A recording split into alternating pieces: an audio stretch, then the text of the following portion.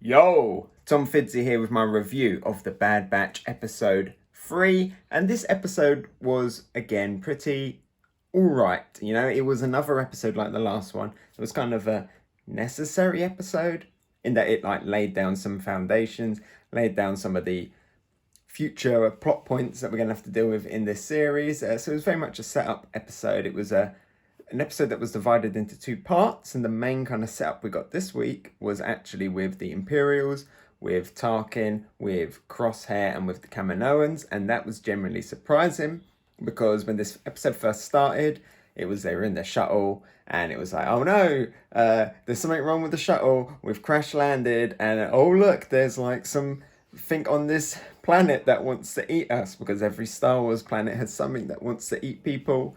And it was like, oh no, it's going to be another one of these episodes, a monster of the week. Classic Star Wars, you crash the ship and there's a monster that wants to kill you, and then you go and you end up, you kill that monster. You go in their nest and you kill them all. Typical Star Wars story. And I was like, that's a bit unoriginal. Then thankfully it cut away. It went back to Camino. It went back to Camino, and yeah, we got into the Crosshair stuff, and that was really surprising. And well done to everyone who was theorizing that Crosshair is going to be the original Death Trooper. I think I saw that on Star Wars Explained. Somebody written in as that as a theory. So well done to everyone who was guessing that, because it looks like that is going the way. The first batch of stormtroopers were the Death Troopers from the looks of it. And that's kind of cool. It does make sense that you would train the elite ones first, and then you would roll out into like the general ones. But I always assumed that it would just be stormtroopers. And then later on you'd be like, okay, we've got stormtroopers, now let's train some better ones. But no, they started at the top and then they worked down to just like standard, like mass produced ones. You start off with the elite, the concept model, and then when you mass produce it, it's rubbish. So that's what they're doing with the stormtroopers. But interesting again with the Kaminoans.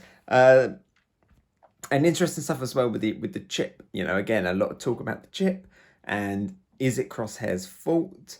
Well, not really, because he's being controlled by it. And then they were like, well, how do you process that in your mind? And I think that's generally very interesting.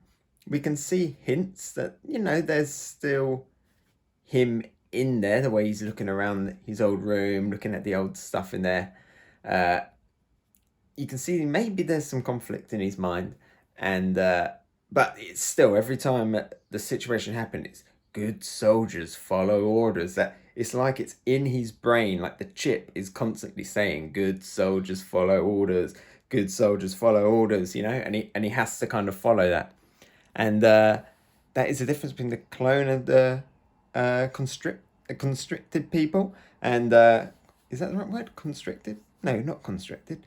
You know what I mean. The normal humans that get signed up to the Imperials, and we see that here that one of them is like, well, I don't want to kill innocent civilians, because they were like Republic soldiers, I guess. They were kind of like Saw Gerrera, trained, from what I'm guessing, trained by the Republic to help fight in the Separatists, and now they've become stormtroopers. But unlike Saw Gerrera, they didn't turn like into rebels and stuff with using all of that training to then fight back against them. And I guess this is maybe where Tarkin is like, okay, so we can't train normal people to be soldiers, and we can't just keep making clones, but let's, get the normal people, and then it's kind of take the brainwashing stuff with the clones, and then we get stormtroopers, and which is very apparent what you see, with the First Order, with how they kind of all very much following orders and everything. So, yeah, in that sense, this episode is very interesting. We get some stuff with Reki. He's like constantly like, "Oh, I've got a headache," and it's like, I blinked and missed him hitting his head, or maybe that's like a clue that his chip is playing up.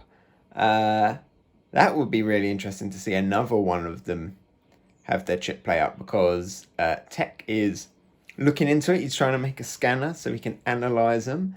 I think it would be interesting to see each one maybe have a different, like a different reaction to the chip. It'd be interesting to see how they react when they actually see another Jedi in the series. Maybe that will come there. We know that there were a few out there still. Operensis, let's get him. It might be a little bit too early for him though, based on what we see in the comics, but we know that the comics and stuff can change. I am a little bit still confused with the whole Echo Tech situation, because they're both like the tech guys. It feels like Echo should be more the computer guy, because he's literally got a robot hand and he is like mostly robot. But then Tech is always the robot guy, so maybe stuff with the chip can make that change. I'm not really sure. I feel like Tech should be more kind of science, whereas Echo should be more computers. But right now it's kind of Tech is the main computer guy, as well as like the general science guy. And then the stuff that we got with the Bad Batch was probably the weakest bit. We got like Omega kind of proving once again that she was part of this crew, but we kind of got that a little bit with her like getting the chips and stuff, or the codes, getting the codes in the last episode, but we have to see it here again. She manages to get the thing back from the Komodo dragon alien thing, the lizard that wasn't attacking them, it was attacking their ship because it eats energy. I'm not going to think too much about that creature's, how that works with its anatomy, because it looked like a general lizard to me. So how on earth did that evolve? What kind of ecosystem is it? Does it just wait for ships to crash all the time? It was same with like the Minoc, in Empire Strikes Back. It was like, okay, so it's like eating energy off the Millennium Falcon, but it lives inside the Space Slug's belly. So is it just like sitting there waiting for ships all the time? Star Wars ape animals, they never make sense. But good to see a new little creature. Yeah, another energy. It should have just been Minox, maybe. But anyway, it was cool. It was a nice little kind of scene with Omega, but I don't know, it felt a little bit unneeded. Like I say, that storyline was definitely the weakest bit. What was interesting was the stuff with Crosshair, Camino. We do find out as well that, again, linking to Omega, that, they were trying to make more perfected, better clones, because the Jango Fett DNA was kind of, it'd been copy of a copy of a copy. It was getting a little bit run down, and Omega is maybe the link to how they can improve the clones, the next step of cloning. And they're like, well, we need to get her back. It's like, you just let her go. So it's like, you deliberately let her go, and now you want that one, you want her back. So that's interesting, a little bit confusing, but yeah, it looks like now they are again hunting for Omega. I am very still fascinated on the Kaminoans. They're very much aware that they're in a very tricky spot at the moment.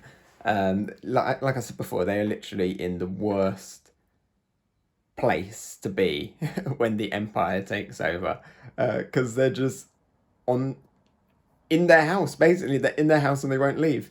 So yeah, that side of the episode was very good. The other side of the episode was very standard Star Wars, kind of seen it before, not that interesting. I want to get more out of the Gonk droid. Let's get a name for the Gonk droid. Has it got a name? It probably has. So I was explaining would know. But let's have more of the character of the Gonk droid. First Gonk droid main character. And but overall, yes, it was alright. We got that stuff out of the way. So that now they can actually kind of get into some more like... I want to see the Bad Batch now kind of getting out there into the wider galaxy and seeing a lot more of the transition. And I'm interested to see more of the birth of the Deathtroopers, and hopefully when the Deathtroopers do fight the Bad Batch, they are actually Deathtroopers that are scary and not the ones that we saw in Rebels. So yeah, alright episode. That's about all I have to say. Bye!